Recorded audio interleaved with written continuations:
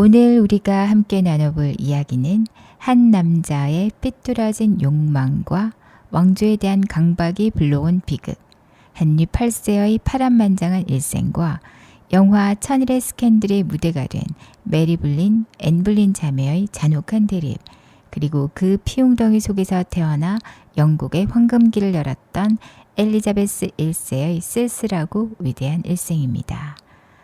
자, 이제 편안한 자세를 잡으셨다면 16세기 영국의 튜더 왕조 속으로 들어가 보겠습니다.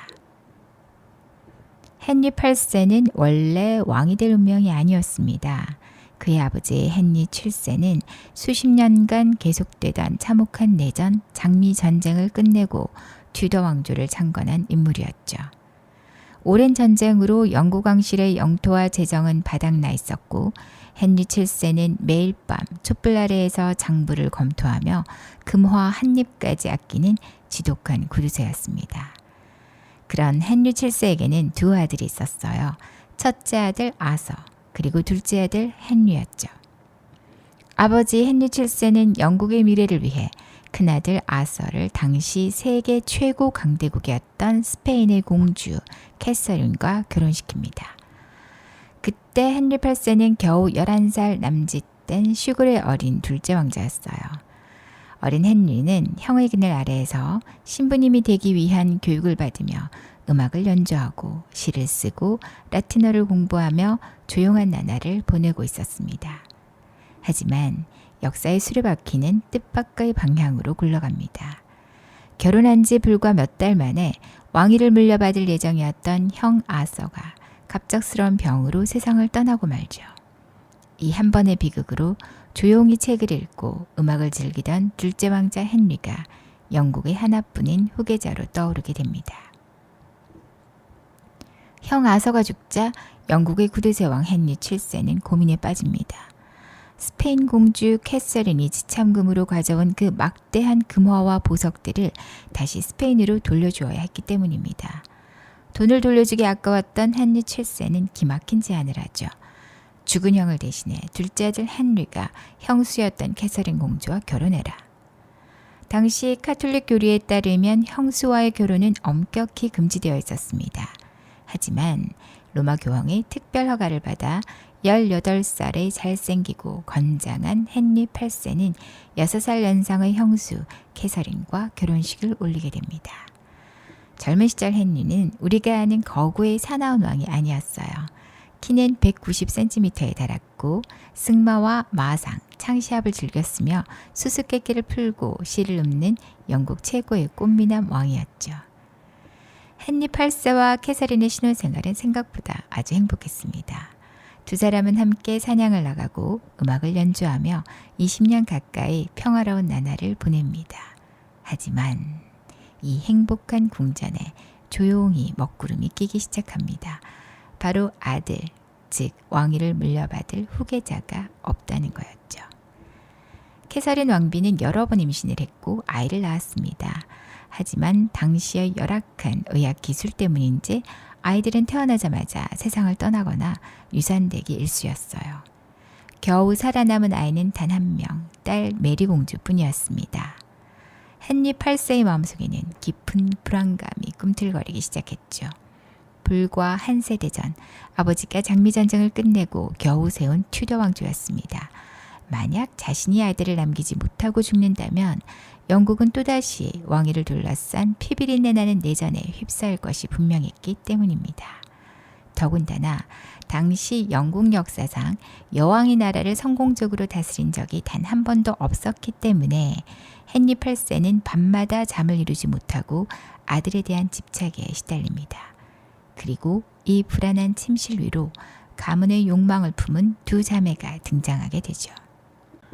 야심 가득한 영국의 귀족 토머스 블린에게는 아름다운 두 딸이 있었습니다. 언니 앤 블린 그리고 동생 메리 블린이었죠. 두 자매는 모두 첫 번째 왕비였던 캐서린 왕비의 곁에서 일하는 상류층 시녀들이었습니다. 블린 가문은 출세를 위해 자매를 헨리 8세의 유혹 도구로 이용하기 시작합니다. 여기에서 잠깐 왕비 곁에서 시녀로 있었던 앤 블린과 메리 블린은 귀족의 딸이었잖아요. 그런데도 신녀로 일했던 건 왕비 곁에서 교양을 쌓고 세력을 만드는 최상류층 귀족 가문의 일종의 관습이었습니다. 자, 어찌되었든 처음 왕의 눈길을 사로잡은 것은 동생 메리 블린이었습니다. 온순한 메리는 캐서린 왕비의 신녀로 있으면서 헨리 8세의 첫 번째 비밀 연인이 되었고 왕의 아이까지 임신하게 됩니다. 하지만 메리는 왕을 진심으로 사랑했을 뿐 궁정의 정치 싸움에는 1도 관심이 없었어요. 메리가 임신하여 잠시 왕의 곁을 비운 사이 프랑스 유학을 마치고 세련된 교양을 쌓아 돌아온 언니 앤 볼린이 등장합니다. 앤 볼린 역시 캐서린 왕비의 신녀로 들어왔지만 동생 메리와는 차원이 다른 야심가였습니다. 앤 볼린은 자신에게 첫눈에 반해 다가오는 헨리 8세에게 단호하게 선을 긋죠. 나는 동생처럼 왕의 잠시 스쳐 지나가는 정부가 될 생각이 없어요. 저를 원하신다면 영국의 유일한 왕비로 만들어 주십시오. 그러면 당신이 그토록 바라는 아들을 낳아드리겠습니다. 앤 볼린은 동생 메리 볼린을 시골로 밀어내다시피 쫓아내고 헨리 8세의 마음을 완벽하게 독점해버립니다. 두 자매의 피 튀기는 대립 속에서 승리한 것은 차갑고 지혜로운 언니 앤 볼린이었어요. 앤 볼린을 왕비로 만들기 위해 헨리 8세가 저지른 일들은 서유럽 전체를 흔들어 놓게 됩니다. 헨리 8세는 로마 교황 클레멘스 7세에게 편지를 보냅니다. 성경에 보면 형수와 결혼하는 것은 죄라고 나와 있습니다. 당초에 교황청이 허가해준 캐서린과의 결혼 자체가 잘못되었으니 이혼을 승인해 주십시오. 하지만 교황은 이 요청을 승인할 수 없었어요. 당시 교황은 캐서린 왕비의 조카이자 유럽 최고의 권력자였던 신성 로마 제국의 황제 카를 5세의 눈치를 봐야 하는 처지였기 때문입니다. 몇 년 동안 지루한 재판과 편지가 오갔지만 교황청의 대답은 언제나 이혼 불가였습니다. 기다림에 지친 헨리 8세는 결국 역사의 방향을 완전히 바꾸는 거대한 결단을 내리게 됩니다. 로마의 교황이 영국의 일에 관여하지 못하게 하겠다. 영국 교회의 최고머리는 교황이 아니라 바로 나 영국왕이다. 1534년 헨리 8세는 어회를 통과시켜 수장령을 선포합니다. 이것은 단순히 왕의 이혼을 위한 법이 아니었어요. 1000년 넘게 서유럽을 지배해온 로마 카톨릭 교황의 권위를 영국 땅에서 완전히 뿌리 뽑고 왕이 종교와 정치의 모든 권력을 손에 쥐는 순간이었습니다. 이렇게 해서 탄생한 것이 바로 오늘날의 영국 국교회 성공회입니다. 오직 앤 볼린이라는 한 여인을 품에 안고 아들을 얻기 위해 나라의 종교와 법을 모조리 뒤엎어버린 것이죠. 수장령을 선포한 헨리 8세의 눈에 또 다른 것이 들어왔습니다. 바로 영국 전역에 퍼져 있던 카톨릭 수도원들이었는데요. 당시 영국의 수도원들은 전체 국토의 3분의 1에 달하는 엄청난 땅을 소유하고 있었고 성물과 금은 보화가 가득한 거대한 부의 창고였습니다. 아버지 헨리 7세가 남긴 돈을 전쟁과 사치로 다 써버린 헨리 8세에게 수도원은 그야말로 노다지였죠. 헨리 8세는 수도원들이 부패했다는 구실로 영국 내 수백 개의 수도원을 강제로 해산시킵니다. 헨리 8세가 마상 창시합 도중 말에서 떨어져 2시간 동안 의식을 잃는 대형 사고가 발생합니다. 왕이 죽을지도 모른다는 극심한 충격과 공포 속에서 당시 임신 중이었던 앤 볼린은 결국 셋째 아이마저 유산하고 맙니다. 그 유산된 아이는 헨리 8세가 그토록 바랬던 완벽한 남자아이였죠. 죽다 살아난 헨리 8세는 유산된 아들의 시신을 보며 차갑게 중얼거립니다. 하나님께서 내게 아들을 주지 않으시는구나. 이 결혼 역시 첫 번째 결혼처럼 마술과 유혹에 빠져 맺어진 잘못된 결혼이다. 헨리 8세의 마음은 이미 완전히 앤 볼린을 떠나 있었습니다. 그리고 그의 시선은 앤 볼린의 시녀이자 정반대의 순종적이고 온화한 성품을 지닌 제인 시모어에게 머물러 있었죠. 헨리 8세가 여자를 바꾸고 싶어 한다는 것을 가장 먼저 눈치챈 인물은 왕의 오른팔이자 대신이었던 토머스 크로멜이었습니다. 크로멜은 앤 불린을 합법적으로 치워버릴 수 있는 정교한 함정을 파기 시작합니다. 앤 불린에게 붙여진 혐의는 가히 파격적이었는데요. 궁정음악가 마크 스미턴을 비롯한 5명의 남성과의 간통죄, 친동생인 조지 불린과의 근친상간죄, 왕을 독살하려 했다는 반역죄. 이 모든 혐의는 조작되고 부풀려진 억지였지만 이미 답은 정해져 있었습니다. 엠블린의 주변 남성들이 고문을 견디지 못하고 거짓 자백을 했고 엠블린은 1536년 5월 2일 자신이 왕비로 등극하기 위해 지나갔던 바로 그 템스강 물길을 따라 런던 탑 감옥으로 끌려가게 됩니다. 화려한 궁전에서 차갑고 스산한 감옥 단두대막으로 추락하기까지 걸린 시간은 그녀가 왕관을 쓴 지 불과 1000일이 되던 해였습니다. 1536년 6월 19일 아침 런던 탑 내부에 위치한 처형장에 날카로운 바람이 불었습니다. 헨리 8세는 한때 그토록 사랑했던 여인에 대한 마지막 배려라며 도끼 대신 프랑스에서 특별히 초빙한 칼잡이 처형수를 불러주었습니다. 칼이 도끼보다 단번에 목을 쳐내어 고통이 적다는 이유였죠. 회색 무시옷을 입고 단두대에 오른 앤블린은 조용히 눈을 감고 모여든 군중을 향해 마지막 말을 남깁니다. 좋은 영국 국민 여러분, 저는 법에 따라 죽으러 왔습니다. 왕에게 불만이 있어서가 아닙니다. 나의 국왕이신 헨리 8세께서는 그 누구보다 자유롭고 유능한 군주이십니다. 부디 그분이 오래도록 여러분을 다스릴 수 있기를 하나님께 기도합니다. 자신을 죽음으로 몰아넣은 왕을 원망하기는커녕 끝까지 칭송해야만 했던 이유는 남아있는 자신의 3살배기 딸 엘리자베스의 목숨을 지키기 위한 마지막 엄마로서의 절규였죠. 앤블린이 무릎을 꿇고 눈가래기를 한 채 야속한 하늘을 향해 기도를 읊조리던 순간 프랑스 처형수의 단칼이 공기를 갈랐습니다.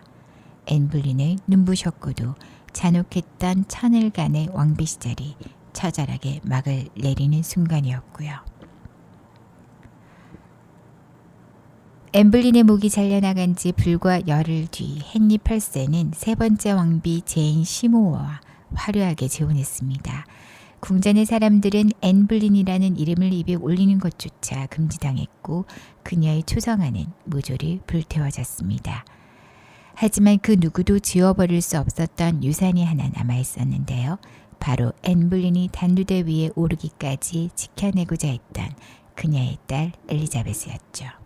그리고 1537년 10월 헨리 8세가 그토록 밤마다 기도하며 눈물 흘렸던 기적이 일어났습니다. 세 번째 왕비 제인 시모어가 드디어 건강한 남자인 에드워드 왕자를 낳아준 것이죠. 헨리 8세는 기쁨의 눈물을 흘리며 온 나라에 대대적인 축제를 선포합니다. 하지만 이 아들은 수많은 희생 위에 얻어낸 안타까운 아이였어요. 어머니 제인 시모어는 아이를 낳은 지 불과 열흘 만에 산후열로 안타깝게 목숨을 잃고 맙니다. 첫 번째 왕비 캐서린을 쫓아내고 두 번째 왕비 앤블린의 목을 잘라가며 얻은 단 한 명의 남성 후계자 어린 에드워드는 태어나자마자 어머니의 온기를 느끼지도 못한 채 아버지의 애지중지하는 보호 속에 자라게 됩니다. 헨리 8세는 자신의 모든 소망을 이 어린 아들에게 쏟아부었습니다. 에드워드에게는 당시 당대 최고의 학자들과 신학자들이 스승으로 붙여졌고요. 어린 왕자는 라틴어, 그리스어, 프랑스어를 자유자재로 구사했으며 학문에 뛰어난 천재성을 보입니다. 하지만 헨리 8세의 시선에는 늘 깊은 불안감이 서려 있었습니다. 자신이 언제 죽을지 모르는 상황에서 아들은 너무나 여리고 약했거든요. 시간이 흘러 1547년 1월 거구였던 헨리 8세는 합병증과 마상 창시압 부상악화로 결국 침대에서 일어설 수 없는 처지가 되었습니다. 늙고 병든 왕은 자신이 죽은 뒤 어린아들이 귀족들에게 휘둘릴까봐 밤마다 잠도 이루지 못했어요. 그는 죽기 직전 어린아들의 권력을 지켜주기 위해 계모였던 캐서린 파와 협력하여 쫓아냈던 두 딸 메리 공주와 엘리자베스 공주의 왕위 계승권을 다시 복원시켜 주었습니다. 에드워드가 아들이 없이 죽거든 메리가 메리가 자식이 없어 죽거든 엘리자베스가 왕위를 이어받도록 하라. 이 유언을 남긴 채 헨리 8세는 마침내 그 파란만장했던 삶의 막을 내렸습니다. 그리고 그 뒤를 이어 겨우 9살의 어린 나이로 에드워드 6세가 영국의 왕위에 오릅니다.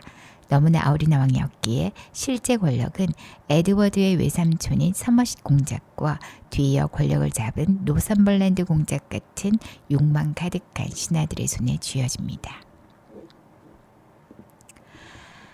어린 에드워드 6세는 어른들의 정치적 도구로 이용되면서도 자신이 믿는 개신교 교리를 영국 전역에 더욱 강력하게 뿌리내리고자 노력했습니다. 아버지 헨리 8세가 남겨둔 영국 국교회를 완전히 정통 개신교 교리로 변모시키죠. 그러나 역사는 튜더 왕조에게 그리 온전한 평화를 허락하지 않습니다. 어릴 때부터 잔병치레가 많고 몸이 약했던 에드워드 6세는 15살이 되던 1553년 초 잔혹한 결핵병에 걸리고 맙니다. 왕은 밤마다 격렬한 기침을 하며 피를 토했고 몸은 날이 갈수록 뼈만 남은 채 말라갑니다. 자신의 죽음이 멀지 않았음을 직감한 어린 왕과 개신교 귀족들은 깊은 공포에 빠지게 됩니다. 만약 에드워드 6세가 죽으면 헨리 8세의 유언에 따라 다음 왕위는 첫째 누나인 메리 공주에게 돌아가야 하는데요. 메리는 지독한 카톨릭 신자였기 때문이죠. 메리가 여왕이 된다면 에드워드와 개신교 귀족들이 세워놓은 개신교 정치가 한순간에 무너지고 카톨릭 세상으로 돌아갈 것이 뻔했습니다. 결국 권력의 눈이 먼 노선벌랜드 공작은 죽어가던 어린 왕 에드워드 6세를 설득하여 두 누나를 모두 제쳐두고 친척 소녀인 제인 그레이에게 왕위를 물려준다는 불법적인 유언장을 작성하게 만듭니다. 1553년 7월 6일 추적추적 비가 내리던 여름밤 15살의 어린 왕 에드워드 6세는 고통스러운 숨을 거두며 세상을 떠났습니다. 헨리 8세가 수많은 피를 흘려가며 얻어냈던 유일한 아들의 삶은 그렇게 허망하고도 짧게 막을 내리죠. 에드워드 6세가 눈을 감자마자 영국의 궁전은 거대한 탐욕과 음모의 도살장으로 변합니다. 권력자 노선벌랜드 공작은 헨리 8세의 여동생의 손녀이자 수줍고 조용한 16살의 학구적인 소녀 제인 그레이를 강제로 런던탑으로 데려와 여왕의 왕관을 씌웠습니다. 제인 그레이는 왕관을 쓰며 눈물을 흘렸습니다. 그녀는 권력을 위한 적이 없었고 단지 책을 읽고 학문을 탐구하고 싶었던 순수한 소녀였을 뿐이었으니까요. 그러나 이 조작된 왕위 계승에 온 영국이 분노합니다. 정통 왕위 계승권자였던 첫째 공주 메리는 즉시 시골로 피신하여 자신을 따르는 신하들과 민중들을 끌어모아 대규모 군대를 일으켰습니다. 국민들은 헨리 8세에게 억울하게 버림받았던 진짜 공주 메리를 지지했고 제인 그레이를 추대한 배신자 귀족들에게 등을 돌렸습니다. 결국 제인 그레이는 여왕의 자리에 앉은 지 불과 9일 만에 왕관을 빼앗기고 런던탑 감옥에 갇히는 신세가 됩니다. 그리고 1553년 7월 수십 년간 한과 증오를 품어왔던 메리 1세가 당당하게 런던에 입성하며 영국의 여왕으로 등극하게 됩니다. 아들을 낳아 왕조를 지키려 했던 헨리 8세의 집착, 그 집착 끝에 태어난 어린 왕의 허망한 죽음, 그리고 권력을 잡기 위해 조작된 9일간의 여왕과 마침내 복수의 칼날을 품고 왕자에 오른 피에르 메리의 등장, 헨리 8세가 세상을 떠난 뒤 영국에 불어닥친 이 잔혹한 왕위 다툼은 이제 여왕 메리 1세의 손에서 무시무시한 핏빛으로 피어나기 시작합니다. 사실 메리 1세는 처음부터 버림받은 아이가 아니었습니다. 그녀는 헨리 8세와 그의 첫 번째 왕비 스페인의 공주 캐서린 사이에서 태어난 유일하게 살아남은 소중한 딸이었거든요. 어린 시절의 메리는 영국의 유일한 후계자이자 영국 왕실의 보석이라 불리며 아버지 헨리 8세의 지극한 사랑을 받았습니다. 헨리 8세는 어린 메리를 품에 안고 이 아이는 내 눈동자이자 내 영혼이라 부르며 무척이나 아꼈죠. 하지만 메리가 17살이 되던 해 그녀의 천국 같던 삶은 지옥으로 급변합니다. 어머니 캐서린이 나이가 들어 아들을 낳지 못하자 아버지 헨리 8세가 시녀였던 엠블린에게 눈이 멀어 어머니와의 이혼을 추진한 것이니까요. 카톨릭 신앙이 전부였던 어머니 캐서린 왕비는 이혼을 거부하며 끝까지 버텼고 이로 인해 헨리 8세의 잔혹한 광기가 폭발했습니다. 헨리 8세는 이혼을 거부하는 캐서린 왕비를 궁전에서 쫓아내어 습기 차고 차가운 시골성에 가둬버렸습니다. 그리고 그 불똥은 딸 메리에게도 튀었어요. 메리가 어머니 캐서린을 두둔하며 아버지의 세결혼을 인정하지 않자 헨리 8세는 17살의 메리에게 차가운 비극을 선언합니다. 메리의 공주 신분을 박탈하고 사생아로 떨어뜨렸고 어머니 캐서린 왕비와의 편지 주고받기와 면회를 엄격히 금지합니다. 심지어 새어머니가 된 엠블린이 낳은 아기 어린 엘리자베스 공주의 시녀로 메리를 보내기도 합니다.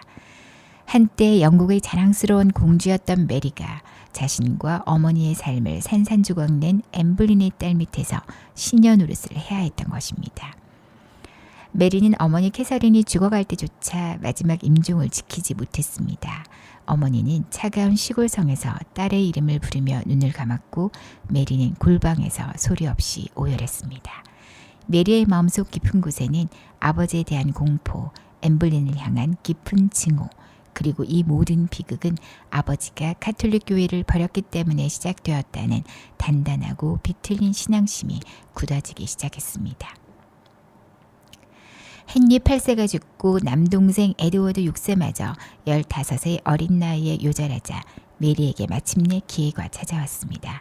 개신교 귀족들은 카톨릭 신자인 메리가 여왕이 되는 것을 막기 위해 메리의 친척인 제인 그레이라는 수줍은 소녀를 억지로 여왕으로 추대하기로 했죠.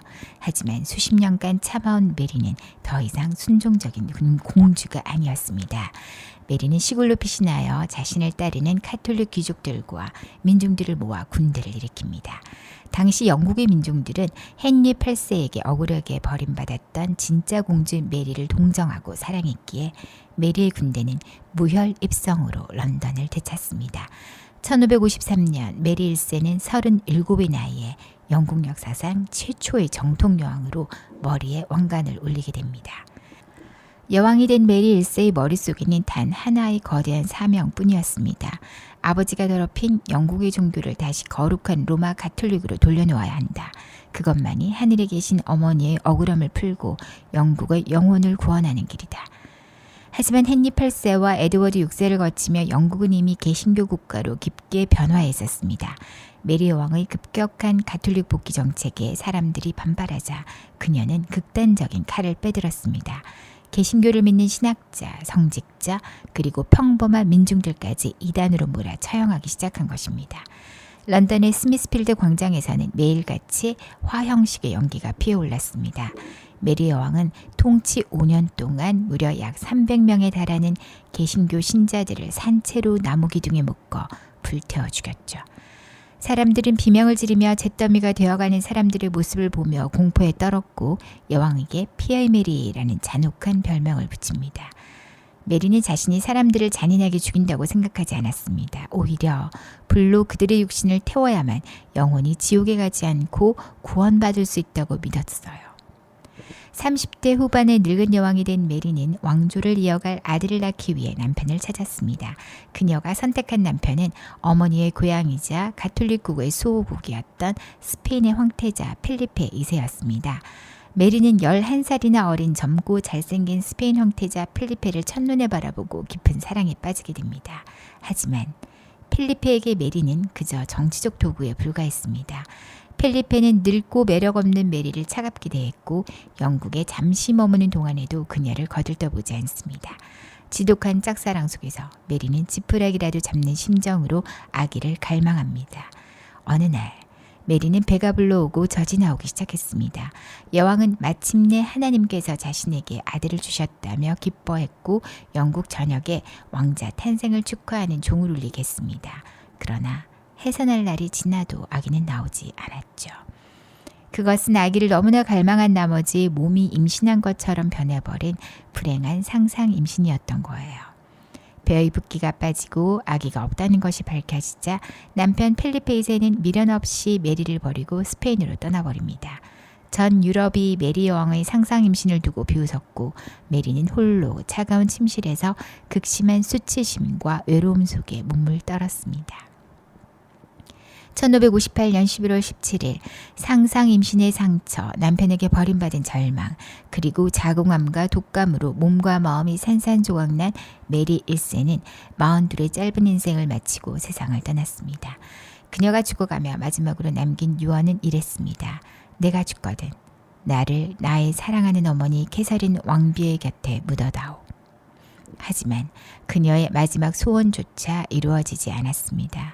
메리 1세는 어머니 곁이 아닌 자신이 그토록 미워하고 감옥에 가두었던 동생 엘리자베스 1세와 함께 웨스트민스터 사원의 차가운 성묘 아래 합장되었습니다. 평생 아버지에게 버림받고 어머니를 그리워하며 비틀린 신앙으로 세상을 핏빛으로 물들였던 비운의 여왕 메리 1세. 그녀가 세상을 떠나자 영국 사람들은 슬퍼하기는커녕 거리로 나와 촛불을 켜고 자유를 노래했습니다. 그리고 그 핏빛 연기 속에서 메리가 그토록 견제했던 동생 엘리자베스가 영국의 새로운 여왕으로 걸어 나옵니다. 이제 엘리자베스 1세의 이야기로 들어가 볼까요? 1554년의 어느 비 내리는 봄날 21살의 엘리자베스 공주는 템즈강의 물길을 따라 런던 탑 감옥으로 끌려가고 있었습니다. 당시 여왕이었던 이복 언니 메리 1세는 자신에게 반기를 든 개신교 반란의 배후로 동생 엘리자베스를 의심했습니다. 런던 탑은 불과 18년 전 어머니 앤 불린이 억울한 누명을 쓰고 목이 잘려나갔던 바로 그 비극의 장소였죠. 엘리자베스는 차가운 속죄바닥에 무릎을 꿇고 눈물을 흘리며 외쳤습니다. 하나님과 여왕 전하 앞에 맹세코 저는 어떠한 반역도 도모하지 않았습니다. 저는 오직 여왕의 충실한 신하일 뿐입니다. 언니 메리 1세는 동생의 목을 치고 싶었지만 민중들의 동요와 증거 부족으로 차마 단두대에 세우지는 못했습니다. 엘리자베스는 런던 탑의 스산한 방 안에서 그리고 시골 성의 감금 상태에서 수년간 숨을 죽인 채 살아남아야 했습니다. 감정을 얼굴에 드러내지 않는 법을 배웠고 라틴어와 그리스어, 철학과 역사를 깊이 공부하며 자신의 마음을 단단하게 다그쳤습니다. 살아남기 위해 감추어야 했던 그녀의 지혜와 침묵은 훗날 위대한 여왕이 되기 위한 가장 강력한 무기가 되어주었죠. 1558년 11월 17일 개신교 신자들을 불태우며 공포정치를 펼치던 메리 1세가 병으로 세상을 떠났습니다. 메리가 자식 없이 눈을 감자 런던 탑의 죄수였던 25살의 엘리자베스에게 왕위가 넘어왔습니다. 시골 성의 거대한 도토리나무 아래에서 책을 읽던 엘리자베스에게 전령들이 달려와 여왕의 서거와 그녀의 등극을 알리죠. 엘리자베스는 무릎을 꿇고 라틴어로 구절을 읊조립니다. 이것은 주께서 행하신 일이니 우리 눈에 놀랍도다. 하지만 여왕이 된 엘리자베스 앞에는 참혹한 현실이 기다리고 있었습니다. 아버지가 파탄내고 언니가 피로 물들인 영국은 종교 갈등으로 산산조각이 나 있었고 국고는 텅 비어 있었으며 당대 최고 강대국이었던 스페인이 영국을 훔치기 위해 기회를 노리고 있었죠. 의회의 신하들은 젊은 여왕에게 끊임없이 간청했습니다. 전하, 하루빨리 강력한 가문 출신의 남편과 결혼하시어 왕실을 보호하시고 후계자를 낳으셔야 합니다. 프랑스의 왕족, 스페인의 펠리페 2세, 영국의 권력과 귀족들이 다투어 그녀에게 고언을 합니다. 하지만 엘리자베스는 어머니 앤 불린의 비극적인 죽음과 아버지 헨리 8세의 잔혹한 여인 잔혹사를 평생 눈으로 보며 자란 여인이었잖아요. 결혼하는 순간 자신의 권력은 남편에게 넘어가고 자신 역시 언제 버려질지 모른다는 것을 잘 알고 있었죠. 그녀는 어휘에 나아가 역사에 남을 명언을 남깁니다. 나는 이미 한 남편과 결혼했습니다. 나의 남편은 바로 영국이며 나의 자식들은 영국 국민입니다. 나의 무덤에 평생 처녀로 살다 간 여왕이라는 한 줄이 남는다면 그것으로 족합니다. 엘리자베스 1세는 평생 독신을 유지하며 자신의 결혼 가능성을 외교적 카드로 교묘하게 활용했습니다. 그 구원자들의 마음을 들었다 놓으며 실리를 챙겼고 스스로를 처녀 여왕으로 브랜딩하여 국민들의 절대적인 사랑을 받는 상징이 됩니다. 1588년 엘리자베스 1세 인생 최고의 시련이 찾아옵니다. 가톨릭의 수호자였던 스페인의 국왕 펠리페 2세가 130척이 넘는 거대한 무적 함대를 끌고 영국을 침략해 온 것입니다. 당시 영국의 해군력은 스페인에 비하면 보잘것없는 수준이었죠.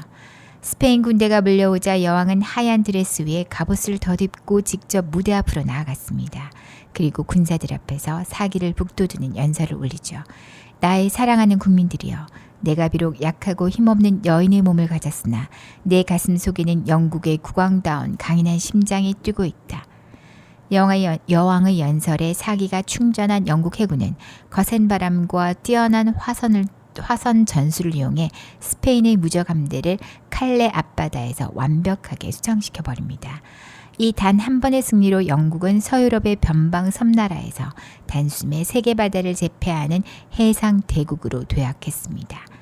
이후 영국에는 문학의 거장 윌리엄 셰익스피어가 등장하여 연극을 꽃피웠고 프랜시스 드레이크 같은 탐험가들이 신대륙을 누비며 영국의 화려한 황금시대를 열게. 하지만 그녀 역시 뜨거운 피가 흐르는 여인이었고 평생 동안 자신의 마음을 흔들었던 여러 남성들과 위험하고도 매혹적인 사랑의 줄다리기를 이어갔는데요. 엘리자베스가 겨우 14살이었던 소녀 시절 그녀에게 다가온 첫 번째 남성은 아버지 헨리 8세의 마지막 부인과 재혼한 토머스 시모어였습니다. 토머스 시모어는 야심만만한 권력가이자 치명적인 매력을 가진 미남이었어요. 그는 계모의 집에서 함께 살던 어린 엘리자베스의 방에 아침마다 몰래 들어와 장난을 치고 스킨십을 하며 소녀의 마음을 흔들어 놓았습니다. 하지만 그의 목적은 순수한 사랑이 아닌 권력이었습니다. 결국 계모 캐서린 파에게 이 위험한 미래가 들통나면서 엘리자베스는 다른 곳으로 쫓겨나듯 보내졌고 토머스 시모어는 훗날 어린 왕을 납치하려 했다는 반역죄로 목이 잘려 처형당했습니다. 엘리자베스 1세의 인생에서 가장 깊고 뜨겁게 사랑했던 단 한 사람을 꼽는다면 단연 로버트 더들리였습니다. 두 사람의 인연은 어린 시절로 올라갑니다. 런던 탑 감옥에 죄수로 갇혀 언제 죽을지 몰라 떨고 있던 시절 옆방에 갇혀있던 동갑내기 청년이 바로 로버트 더들러였죠. 죽음의 공포를 함께 견디며 싹튼 두 사람의 감정은 평생을 이어지는 깊은 유대감이 되었는데요.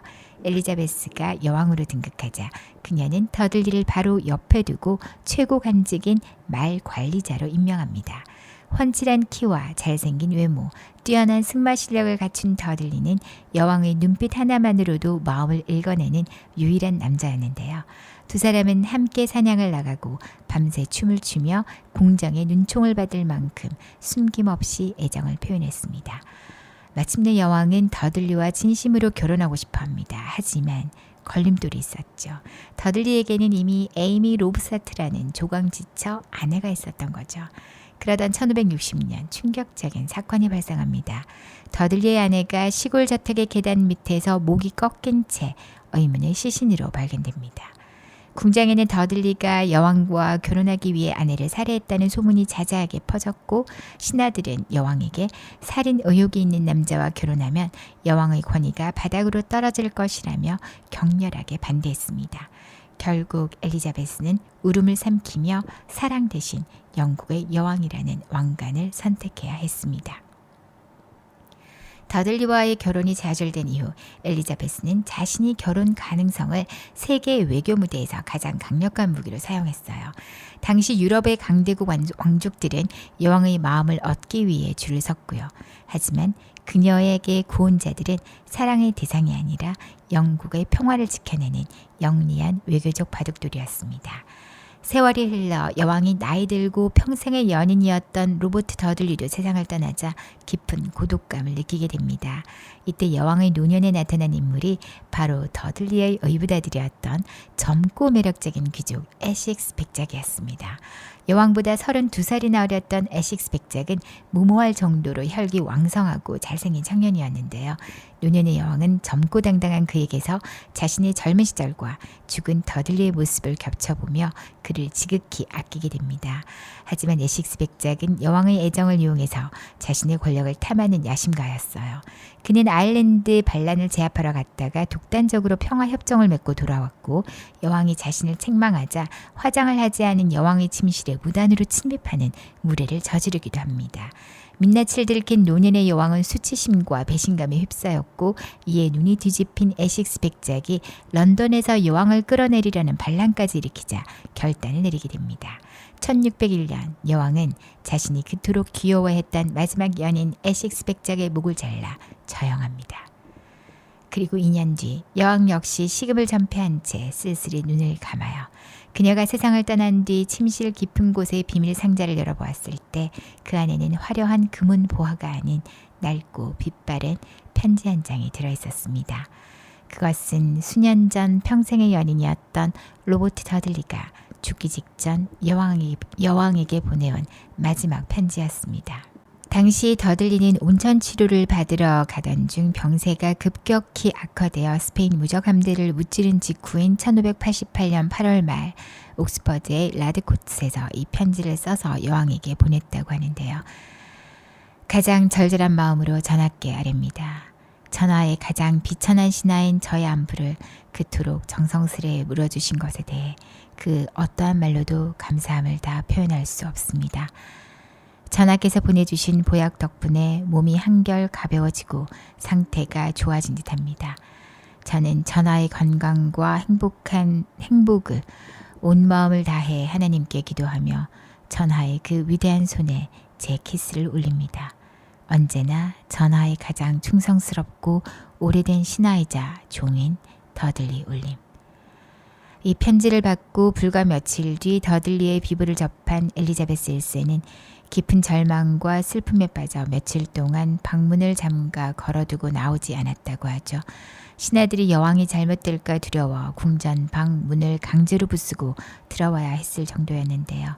여왕은 세상을 떠나는 날까지 이 편지를 침대 곁 비밀 상자에 고이 보관했고 봉투 표면에 그의 마지막 편지라고 직접 적어두었습니다. 유럽 최고의 권력을 가졌던 위대한 여왕이었지만 가슴속에는 평생 자신을 가장 깊이 이해해 주었던 한 남자의 따뜻한 안부 편지를 보물처럼 간직했던 외로운 여인 엘리자베스. 이렇게 영국의 역사는 파란만장한 길을 걸어가고 있습니다.